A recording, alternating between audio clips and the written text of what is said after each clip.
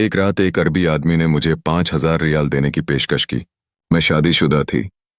इसके बावजूद हालात और मजबूरियों की वजह से मेरी सोच डगमगा गई और मैं उस रात उसके घर रुक गई। उस अरबी की नज़र बहुत कमज़ोर थी, लेकिन जब मैं उसके घर पहुंची तो मैं हैरान रह गई। असल में मैं अपने शौहर के साथ सऊदी अरब में रहती थी। हम दोनों ज़्यादा पढ़े लिखे नहीं थे।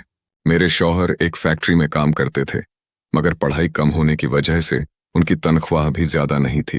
जैसे तैसे घर का खर्च चलाते थे और जो मिलता उसी में शुक्र करके गुजारा कर लेते थे। मगर वक्त के साथ पैसों की तंगी बढ़ती चली गई। परेशान होकर मैंने आसपास की कुछ औरतों से सलाह ली। तब एक औरत ने मुझे बताया कि एक अरबी के घर मुलाजिमा की ज़रूरत है।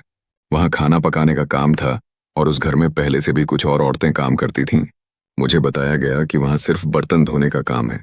मेरे लिए यह काम आसान था, लेकिन फिर भी अरबी के घर काम करने का ख्याल मुझे थोड़ा डरा रहा था। मेरे चेहरे पर घबराहट देखकर उसने मुझे तसल्ली देते हुए कहा, डरो मत, वो अरबी अंधा है।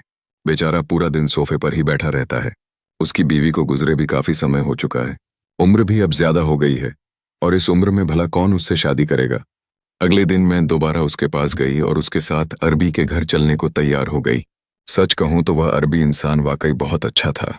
उसने मेरी तनख्वाह भी अच्छी तय की थी। जब मैंने अपने शौहर को इस नौकरी के बारे में बताया तो वे बहुत खुश हुए। उन्होंने कहा कि अगर हम दोनों मिलकर मेहनत करेंगे तो घर के खर्चों के साथ साथ कुछ पैसे बचा भी पाएंगे। मैं दिन के ज्यादातर समय खाली ही रहती थी, इसलिए सुबह सुबह घर के सारे काम निपटा कर मैं उस अरबी के घर चली जाया करती थी। उस अरबी की एक छोटी सी बेटी भी थी, जिसकी उम्र लगभग 10 साल के आसपास होगी। घर में काम करने वाली बाकी मुलाजिमाएं उस पर थोड़ा बहुत ध्यान दे ही लेती थीं। वैसे भी पराई औलाद को कौन दिल से अपनाता है। अरबी के हालात को देखते हुए मैंने उसके घर की लगभग सारी जिम्मेदारियां अपने ऊपर ले लीं। मैं सुबह 10 बजे से लेकर रात 9 बजे तक उसी के घर रहती थी। मुझे अक्सर हैरानी होती थी कि वह अरबी इंसान कितना नरम दिल था। वह अपने यहाँ काम करने वाले मुलाजिमों से हमेशा प्यार और इज्जत से पेश आता था, लेकिन धीरे धीरे घर की दूसरी मुलाजिमाएं मुझसे जलने लगीं, क्योंकि अरबी मेरा खास ख्याल रखने लगा था। शायद इसकी एक वजह यह भी थी कि मैं पूरी तरह उसी घर के कामों में लगी रहती थी। अगर जरा सी भी कोई गलती हो जाती तो दूसरी मुलाजिमाएं फौरन जाकर अरबी के कान भर देती, लेकिन वह अरबी उनकी बातों को वहीं रोक देता और उन्हें चुप करा देता। मैंने यह भी महसूस किया था कि अरबी अपनी बेटी से बहुत मोहब्बत करता था, मगर बीवी के इंतकाल के बाद वह अंदर से पूरी तरह टूट चुका था। उसके साथ एक स्थायी मुलाजिम भी रहता था, जो हर वक्त उसके साथ ही होता। वही उसे दफ्तर ले जाता, वापस लाता और उसके तमाम जरूरी काम संभालता था। जब अरबी काम से घर लौटता तो सबसे पहले अपनी बेटी के कमरे में जाता। अक्सर मैं उस बच्ची के साथ ही व्यस्त होती थी, इसलिए वह दरवाजे पर पहले दस्तक देता। मैं तुरंत संभल कर ठीक से बैठ जाती, तब जाकर वह दरवाज़ा खोलता। वह अपनी बेटी को बहुत प्यार करता और फिर मुझसे भी पूछता कि कहीं बच्ची ने ज्यादा तंग तो नहीं किया, उसने ठीक से खाना पीना खाया है या नहीं। साफ महसूस होता था कि वह अपनी बेटी पर जान छिड़कता था। अरबी मुझसे पूरे दिन की दिनचर्या के बारे में पूछता और मैं उसे एक एक बात विस्तार से बता देती। एक रात जब मैं घर जाने लगी तो उसने कहा, 1 मिनट रुको। फिर उसने अपनी जेब से बटुआ निकाला और मुझे 3,000 रियाल थमा दिए। यह देखकर मैं हैरानी से भर गई। हालांकि उसने मेरी तनख्वाह पहले ही काफी अच्छी तय कर रखी थी और 5,000 रियाल कोई कम रकम नहीं थी। मैंने हैरानी भरी नजर से अरबी की तरफ देखा। मेरी आंखों में ताज्जुब साफ झलक रहा था। उसने कहा, ये रख लो, तुम्हारे काम आएंगे। मैंने जवाब दिया, नहीं, आपने जो तनख्वाह तय की है वही मेरे लिए काफी है। मेरी बात सुनकर वह हल्के से मुस्कुराया और बोला, मैं अपनी खुशी से दे रहा हूं, रख लो। आखिरकार मैंने वह पैसे लेकर अपने पर्स में रख लिए और घर जाने के लिए चल पड़ी। जैसे ही मैं दरवाजे तक पहुंची उसने मुझे आवाज दी, एक बात सुनो। मैंने कहा, जी कहिए। उसने कहा, इस बात का जिक्र किसी और मुलाजिम से मत करना और किसी को मत बताना कि मैंने तुम्हें पैसे दिए हैं। कुछ पल तक उसकी बात सुनकर मैं सोच में पड़ गई। फिर मैंने चुपचाप हामी में सिर हिला दिया और वह आहिस्ता आहिस्ता कमरे से बाहर चला गया। लेकिन न जाने क्यों उस रात मेरे दिल में अजीब सी बेचैनी बनी रही। एक तरफ अरबी का मुझे 5,000 रियाल देना और दूसरी तरफ इस बात को बाकी मुलाजिमों से छुपाने की हिदायत, ये दोनों बातें मेरे जहन को लगातार उलझाती रहीं। आखिरकार मैंने खुद को यह कहकर समझाया कि शायद अरबी को लगता होगा कि बाकी मुलाजिम अपने काम में उतनी ईमानदारी नहीं दिखाते। मेरी मेहनत और लगन को देखकर ही उसने खुशी खुशी मुझे यह रकम दी होगी। मैंने खुद से कहा कि शायद यह भी किसी तरह का बोनस ही होगा, लेकिन कुछ ही दिनों बाद मेरी हैरानी की कोई हद न रही जब अरबी ने फिर से 1000 रियाल के नोट निकालकर मेरी ओर बढ़ा दिए। दूसरी बार जब उसने मुझे पैसे दिए तो इस बार मेरे दिल में शंका पैदा होने लगी। मैं सोचने लगी कि आखिर वह मेरे साथ इतनी मेहरबानी क्यों कर रहा है। मैंने वे रियाल वापस उसकी ओर बढ़ा दिए और कहा, मुझे ये नहीं चाहिए, आप मुझे बार बार इतने पैसे क्यों दे रहे हैं।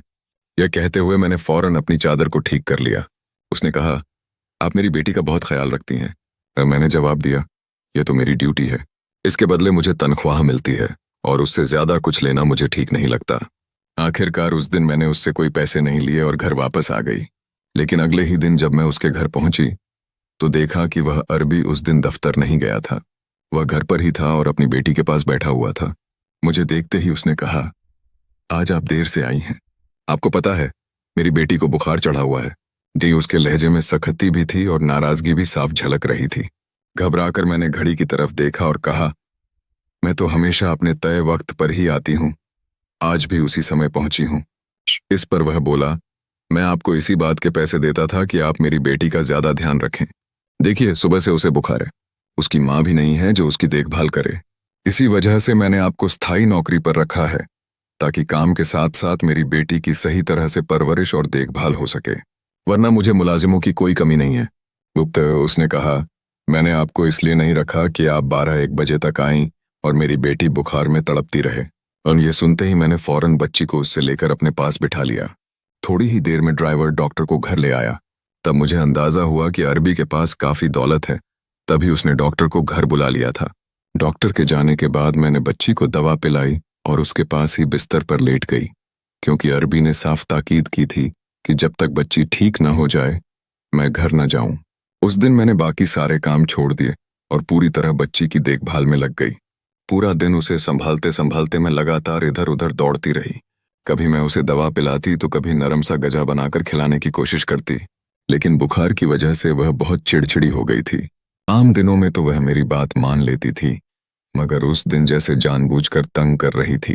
रात होते होते मैं पूरी तरह थक चुकी थी। जैसे ही अरबी घर आया मैंने उससे जाने की इजाजत मांगी। इस पर उसने कहा, मुझे पता है यह बात मुनासिब नहीं लगती, लेकिन मैं मजबूर हूं। अगर आप आज की रात मेरी बेटी के पास रुक जाएं तो यह मुझ पर बहुत बड़ा एहसान होगा। मैंने कहा, मैं ऐसा कैसे कर सकती हूँ? मेरे शौहर रात 9 बजे घर लौट आते हैं और मुझे उनके लिए खाना भी बनाना होता है। ये सुनते ही मैंने देखा कि अरबी के चेहरे पर अजीब से भाव उभर आए थे। उसने मुझसे पूछा, क्या आप शादीशुदा हैं? और मैंने कहा, हाँ। से मेरा जवाब सुनते ही उसका चेहरा जैसे उतर सा गया। फिर उसने अचानक बात का रुख बदल लिया और बोला, आप अपने शौहर से कह दीजिए कि एक रात के लिए आपको यहीं रुकने दें। मेरी बेटी आपसे बहुत मायूस हो चुकी है। मैं अकेले रात भर उसे कैसे संभाल पाऊंगा? ऊपर से उसकी दवाइयों के बारे में भी आप अच्छी तरह जानती हैं। फिर मैंने कहा, ठीक है, मैं अपने शौहर से पूछ लेती हूँ। फिर मैंने मोबाइल निकाला और अपने शौहर से बात की। उन्होंने कहा, ठीक है, तुम आज की रात वहीं रुक जाओ, खाने पीने का इंतजाम मैं खुद कर लूंगा। मैं पूरी रात उस बच्ची की देखभाल करती रही। अगले दिन उसकी तबीयत काफी हद तक बेहतर हो चुकी थी। जब मैं वापस जाने लगी तो अरबी ने मुझे 2000 रियाल देने की कोशिश की। मैंने पूछा, आप ये क्यों दे रहे हैं?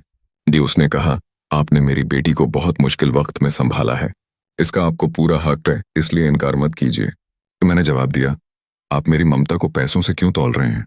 यह सही है कि वह मेरी सगी औलाद नहीं है, लेकिन मैंने हमेशा उसे अपनी बेटी की तरह ही समझा है, इसलिए अपने पैसे अपने पास रखिए, मुझे उनकी जरूरत नहीं है। यह कहकर मैंने अपना पर्स उठाया और घर से बाहर निकल आई। मेरी शादी को 5 साल हो चुके थे, लेकिन अब तक मुझे औलाद की नेमत नहीं मिली थी। कई बार डॉक्टरों से जांच भी करवाई, मगर लगता था कि किस्मत को कुछ और ही मंजूर है। कोई मुझे पीर फकीर के पास जाने की सलाह देता तो कोई किसी हकीम का पता बताता, लेकिन मेरा इन सब बातों पर ज्यादा भरोसा नहीं था। मैं बस अल्लाह से दुआ करती थी कि एक दिन वह मेरी गोद जरूर हरी करेगा। उन्हीं दिनों मेरे शौहर सऊदीया जाने के लिए वीजा लगवाने की कोशिशों में लगे हुए थे, इसलिए मैंने यह तय किया कि डॉक्टरों के चक्कर लगाने से बेहतर है कि मैं अल्लाह के घर जाकर दुआ करूं और उसी पर भरोसा रखूं। मुझे पूरा यकीन था कि अल्लाह एक दिन मेरी मुराद जरूर पूरी करेगा। उसके बाद हम सऊदीया आ गए।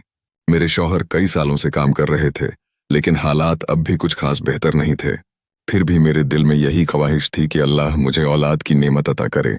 इसी वजह से जब उस बच्ची की देखभाल की जिम्मेदारी मुझे मिली तो मैंने इसे कभी नौकरी या बोझ नहीं समझा। मैंने अपनी पूरी ममता उस पर लुटा दी और दिल से उसकी परवरिश करती रही। अगले दिन जब मैं काम पर पहुंची तो देखा कि अरबी परेशान हालत में बैठा हुआ था। पूछने पर पता चला कि जो मुलाजिमा खाना पकाने का काम करती थी वह नौकरी छोड़कर चली गई थी। इसी बात को लेकर अरबी बेहद परेशान और निढाल सा बैठा हुआ था कि अब घर का किचन संभालने के लिए वह नई मुलाजिमा कहाँ से लाए। यह सुनकर मैं खामोश हो गई, क्योंकि मैं अरबी के घर के और कामों की जिम्मेदारी अपने ऊपर नहीं लेना चाहती थी। अरबी मुझे इल्तिजा भरी नजरों से देख रहा था। मैं अच्छी तरह समझ रही थी कि वह मुझसे क्या चाहता है, लेकिन मेरा भी अपना घर था, मेरा शौहर था। मैं या तो अपना घर संभालती या फिर अरबी के पूरे घर की जिम्मेदारी लेती। दोनों काम एक साथ मेरे लिए दिन ब दिन मुश्किल होते जा रहे थे। आखिरकार मैं किचन में गई, फ्रिज से अंडे और ब्रेड निकाले और उनके लिए नाश्ता बना दिया। जब मैंने अरबी और उसकी बेटी को खाना दिया तो अरबी के चेहरे पर जो खुशी थी वह देखने लायक थी। मैंने दिन भर अपना काम किया और शाम को घर लौट आई। उसके बाद क्या हुआ और क्या नहीं, यह मैं खुद भी ठीक से नहीं समझ पाई। लेकिन उसी शाम मुझे अरबी का फोन आया। उसने मुझसे कहा, आप फौरन मेरे घर आ जाइए, मुझे आपसे बहुत जरूरी काम है। मैंने कहा, इस वक्त तो रात के 10 बज रहे हैं। इस पर वह बोला, मुझे आपसे बेहद जरूरी बात करनी है, आपका आना बहुत जरूरी है, आप तुरंत मेरे पास आइए। मैंने यह बात अपने शौहर को बताई। वे परेशान होकर कहने लगे, मैं ये नौकरी ही छोड़ दूं। आखिर वह अरबी क्या चाहता है? लेकिन मेरे दिल में अभी भी यह दुविधा थी कि मुझे अरबी के घर जाना चाहिए या नहीं। मेरे शौहर का रवैया पिछले कई दिनों से बदला बदला सा था। जाहिर तौर पर उन्होंने मुझसे कुछ कहा नहीं था, लेकिन शायद उनके दिल में कहीं ना कहीं शक की एक परछाई जन्म लेने लगी थी। मैंने कहा, हो सकता है उसकी बेटी की तबीयत फिर से खराब हो गई हो। लेकिन मेरे शौहर इस बात को मानने को तैयार नहीं थे। मैंने दोबारा अरबी को फोन किया और साफ तौर पर कह दिया, मेरे शौहर मुझे इस वक्त आने की इजाजत नहीं दे रहे हैं। आपको जो भी काम है, आपके पास चौकीदार तो है, उससे करवा लीजिए। इस पर उसने कहा, आज चौकीदार छुट्टी पर है। फिर उसने कहा, वरना मैं खुद आपके घर आ जाता और आपके शौहर से भी मिल लेता। जयेठी न टेपाई। मैंने साफ शब्दों में कहा, देखिए मालिक, आपकी नौकरी की वजह से मैं अपना घर खराब नहीं कर सकती। इससे पहले कि वह कुछ और कहता, मैंने फोन बंद कर दिया। फिर मैंने अपने शौहर को खाना परोसा और हम दोनों सोने के लिए लेट गए। लेकिन मेरे दिल में बार बार एक ही सवाल उठता रहा, आखिर ऐसा कौन सा जरूरी काम था जिसके लिए अरबी मुझे रात के वक्त बुला रहा था? मैं अरबी पर शक भी नहीं करना चाहती थी, क्योंकि उसकी नज़र कमजोर थी और आज तक उसने मेरे साथ कभी कोई गलत या बेवजह की बात नहीं की थी। जब मैं सोने की कोशिश करती तो बार बार उसकी बेटी का चेहरा मेरी आंखों के सामने आ जाता। दिल में यही डर लगा रहता कि कहीं उसे कुछ हो न गया हो। मैं सब जानना चाहती थी, लेकिन शौहर के डर की वजह से चुपचाप लेटी रही। मगर मेरे जहन को एक ही बात लगातार परेशान कर रही थी, कहीं अरबी मुझे इस नौकरी से निकाल न दे। आखिर मुझे वहां से अच्छी खासी तनख्वाह मिल रही थी, जिसकी वजह से हमारे घर के हालात अब काफी बेहतर हो चुके थे। उस वक्त मुझे अपने शौहर पर बहुत ज्यादा गुस्सा आ रहा था, जिन्हें किसी बात की परवाह नहीं थी और जो सुकून से नींद की आगोश में खर्राटे ले रहे थे। पूरी रात मेरी तबीयत घबराई घबराई सी रही, कभी इधर टहलती कभी उधर, नींद आंखों से कोसों दूर थी। न जाने किस पहर मेरी आंख लग गई। सुबह शौहर ने मुझे उठाया तो मैंने उनसे कहा कि वे किचन में जाकर खुद ही नाश्ता कर लें, क्योंकि रात भर जागने की वजह से मेरा सिर भारी लग रहा था। करीब 10 बजे मैं उठी, तब तक शौहर काम पर जा चुके थे। मैंने खुद को तैयार किया, थोड़ा नाश्ता किया और फिर अरबी के घर की तरफ चल पड़ी। लेकिन जैसे ही वहां पहुंची मेरे होश उड़ गए। अरबी के घर के बाहर काफी लोग जमा थे। अपनी बेटी की हालत देखकर अरबी खुद ही घर से निकल पड़ा था। वह मुझे बुलाने के लिए मेरे घर की तरफ आ रहा था। हमारे घरों के बीच ज्यादा फासला नहीं था, बस बीच में एक मुख्य सड़क पड़ती थी। बेचारा अरबी अपनी लाठी के सहारे सड़क पार करने की कोशिश कर रहा था कि तभी एक तेज रफ्तार गाड़ी ने उसे टक्कर मार दी। मैं उसकी बेटी को सीने से लगाए फूट फूट कर रो रही थी। उस वक्त मेरा दिल जैसे पूरी तरह टूट चुका था। हालात को देखते हुए मैंने कुछ दिनों तक अरबी के घर पर ही रुकने का फैसला किया। मुझे अब यह भी समझ नहीं आ रहा था कि मैं उस बच्ची को छोड़कर कैसे चली जाऊं। कुछ दिनों बाद एक वकील वहां आया और उसने बताया कि अरबी ने अपनी जायदाद का एक हिस्सा मेरे नाम कर दिया था। फिर उसने मुझे एक खत दिखाया जो अरबी ने कुछ दिन पहले ही उससे लिखवाया था। उस खत में उसने मुझसे गुजारिश की थी, मेरी बच्ची को प्लीज तन्हा मत छोड़ना। वकील की बातें सुनते ही मेरी आंखों से आंसू थमने का नाम नहीं ले रहे थे। इसके बाद मैं और मेरा शौहर स्थायी तौर पर उसी घर में रहने लगे। अल्लाह ने मुझे औलाद की शक्ल में एक बेहद प्यारी बेटी से नवाज दिया था। कुदरत वाकई अजीब तरीकों से अपने रंग दिखाती है। ऐसे फैसले करती है जो इंसानी अक्ल से कहीं बेहतर होते हैं।